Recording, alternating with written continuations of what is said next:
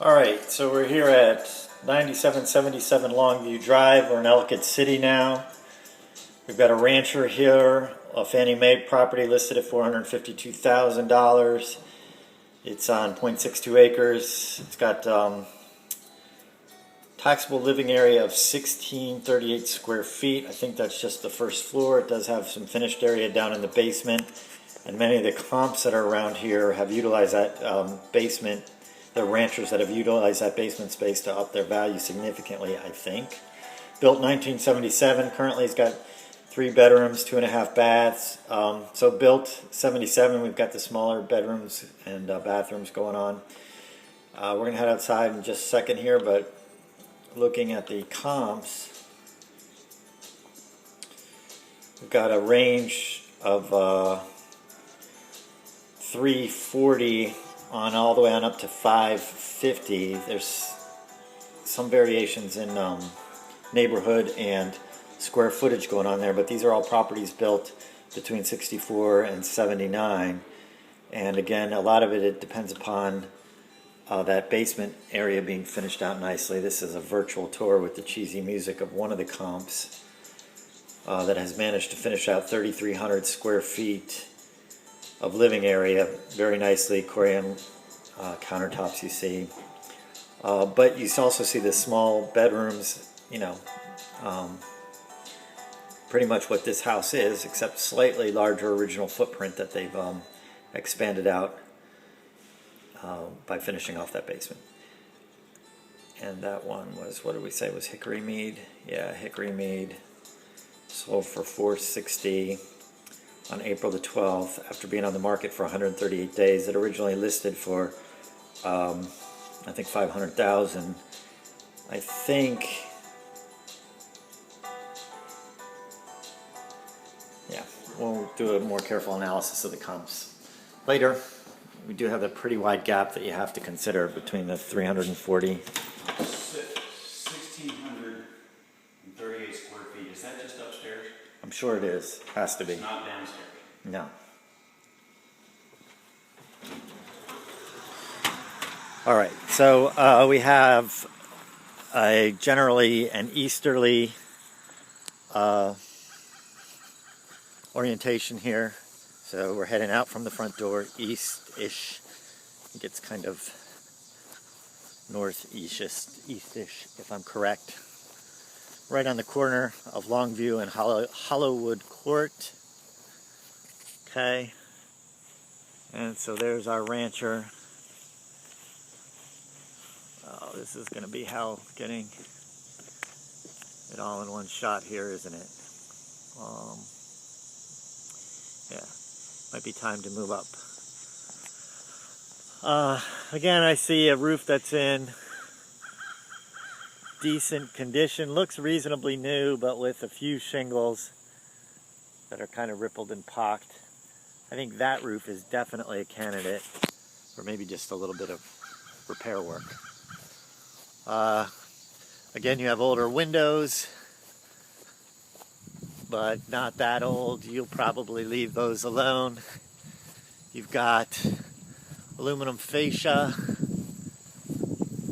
and soffits that need to be tightened up. A couple pieces replaced. I believe that's vinyl siding over top the brick there, which I think is in fine condition. You've got your little bit of exterior trim painting to do. Yeah, and a window like this, I would think you could replace that out. It wouldn't be cheap, but I think that would do a lot to attract a higher dollar buyer.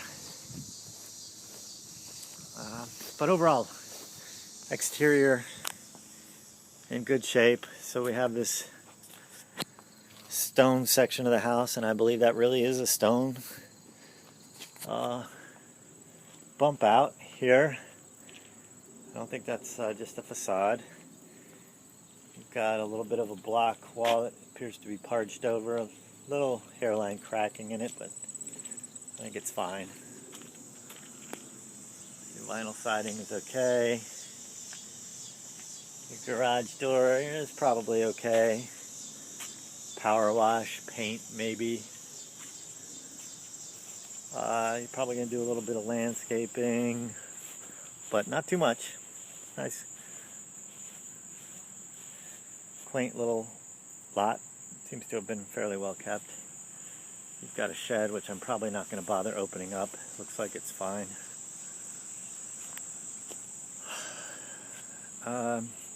Here on the, this would be the south side, the roof looks much more weathered. So again, you know, I don't think we're going to find that it's a failing roof. It's a question of value. If you're trying to get your high dollar buyer out here, are they going to see a roof like that? Say, blah. We've got a broken window on that kitchen door. No big deal. Yeah, maybe paint the deck. Exterior is pretty okay. Again, I just don't like that roof. You have a Carrier heat pump here. That looks pretty good. In fact, it looks brand new. And when we get inside, we are going to come across a bit of a head scratcher, which maybe the listing will tell us. But this is oil forced air heating system, which is, and the air handler inside, the oil forced air handler, looks brand new. Almost as if what Fannie Mae did on this one was simply replace an appliance or two and the HVAC unit, and they put in the they replaced the existing system, meaning they put in a oil unit when they really had the opportunity to change that out to either natural gas, or if natural gas isn't available here, just electric. If that was the case, man, that's dumb. Man, that is dumb. When I'm showing buyers homes, it immediately takes $10,000 easy off the price they're willing to pay on a home if it's oil heat. And forget about the whole dependence on fossil fuels environment thing. Why is the federal government putting forced air units, oil forced air units, in properties it has the opportunity to convert? All right, so we just walked into the front door. It's a rancher. We pass, let's back up. Okay, again, coming through the front door, immediately to the left, you have stairs down to the basement, which you can see is mostly finished off. We'll get to that in a minute. It's dumb. And there's your emergency shut-off switch for your oil heat. Also dumb. And then immediately past the steps is your hallway to the bedrooms. Guest bedroom 1, awful wallpaper, but good hardwood floors. Need refinishing, but in good shape. Not tiny, but certainly not big. I'd say 12 by 14 maybe 13 by 15. This one needs work. All of this. Yeah, this could go. I think this is guest bedroom 2. This could even be the master bedroom. This is the tail end of that era where the master bedroom wasn't really a well-defined feature in a home yet, so sometimes it's hard to tell what they intended the master bedroom to be. I'm guessing it's this one because of the double closet, which is really just one closet with a double set of double doors. Okay, immediately across the hall towards the rear of the house. Redoing this tile? No, this is going to be your master bedroom. This is clearly the biggest of the rooms. This is probably maybe 22 feet long by maybe 14 feet wide. It's got its own entrance. No, it's got its own bathroom. It's got a large walk-in closet that also has awful wallpaper. Do we have a light switch for this?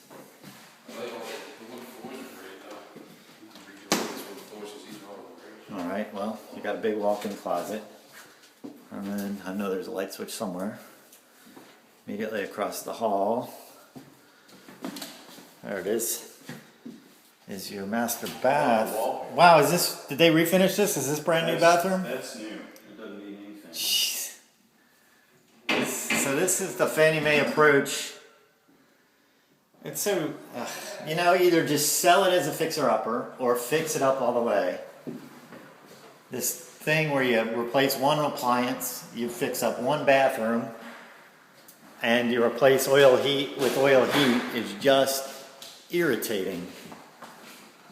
All right, so we're leaving the bedrooms, going back down this hallway, past the front door, headed north into the living room, dining room area, which is just one large L-shaped open space. That's the dining room with a sliding glass door out into that rear deck. Dining room, of course, right off the kitchen. And then here is your L over to the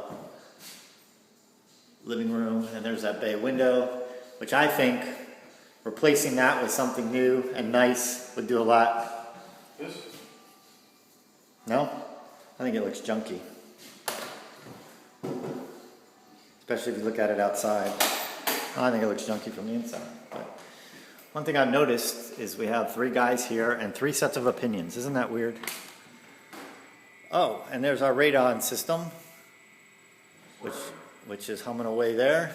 And a 2-car garage. Again, in the 70s, you would think your 2-car garage would be large enough to fit 2 Buick Skylarks or 2 Cadillac Sevilles. But I think if you tried to squeeze 2